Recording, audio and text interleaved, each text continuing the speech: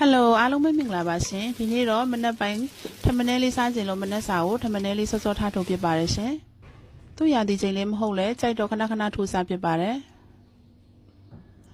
အရင်ဦးဆုံးနှမ်းမဲပေါင်းဆန်စင်ခွက်တစ်ခွက်မရှိတရှိလေးကိုလှော်ပါမယ်ရှင်လှော်ပြီးသွားရင်သူ့ကိုဖယ်ထားပေးလိုက်ပါမယ်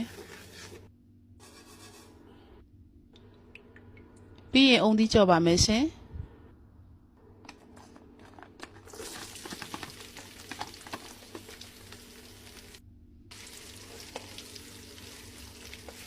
ပုံသီးလေးတွေကိုလည်းရွှေညိုရောင်လေးတန်းတဲ့အထိကြော်ပြီးတော့ဆယ်ထားပြလိုက်ပါမယ်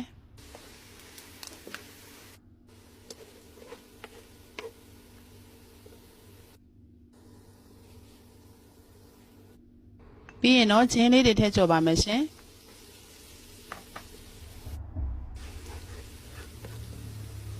ကောက်ညင်ပေါင်းဝဆန်စင်ခွက်နဲ့3ခွက်ကိုတော့ညကလေးရေစိမ်ထားပါတယ်ရှင်တေချာလေးဆေးပြီးတော့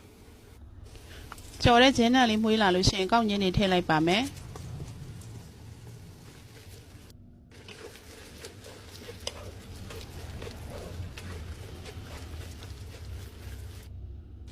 အရသာအတွက်တကြားထမင်းစားစုံနဲ့2စွန်းထည့်ပါတယ်ရှင်ပြီးရင်စားလေးထည့်ပေးပါမယ်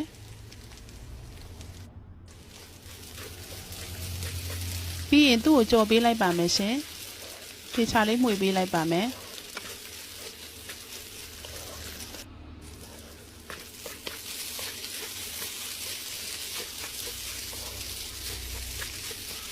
ကောင်းကြီးအနံ့လေးတွေမှွေးလာတဲ့အထိကြော်ပေးလိုက်ပါမယ်ရှင်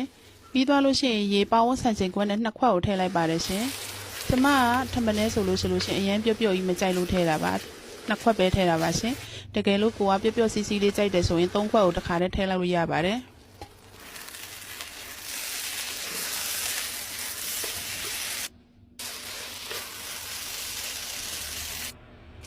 ရေနည်းနည်းလိုရေတဝက်ထပ်ထည့်ပါတယ်ရှင်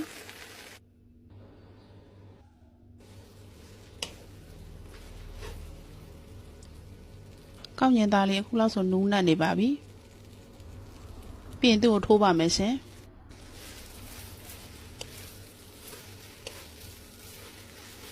ထမင်းဆိုတအားပြော့ရင်မကြိုက်ဘူးအခုလိုမျိုးစီစီထွေးထွေးလေးပဲကြိုက်တယ်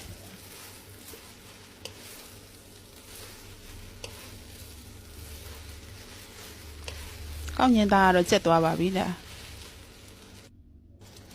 မြေပဲလှော်ထည့်ပါမယ်ရှင်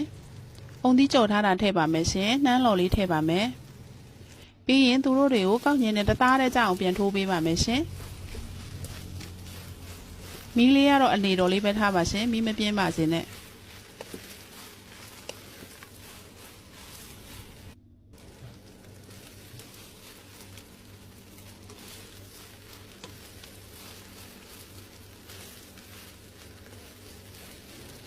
ဒီမှာစီကိုရှော့တုံထားတာပါရှင်ကိုကနည်းနည်းစီများများလေးထည့်လို့ရှိရင်ပိုကောင်းပါတယ်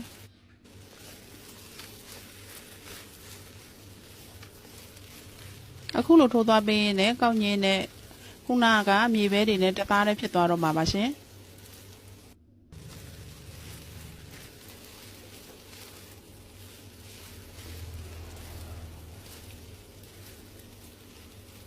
တခါစားလေးဆိုတော့လောက်ရတာလွယ်လွယ်ကူကူလေးပါပဲ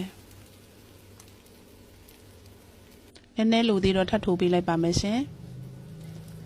ထိုးပြီးသွားရင်ကြည့်လိုက်ရင်တော့ဒီအနေလေးဆိုရင်တော့ကျမတော့ပါပြီရှင်ဒါဆိုရင်တော့ထမင်းလေးရပါပြီ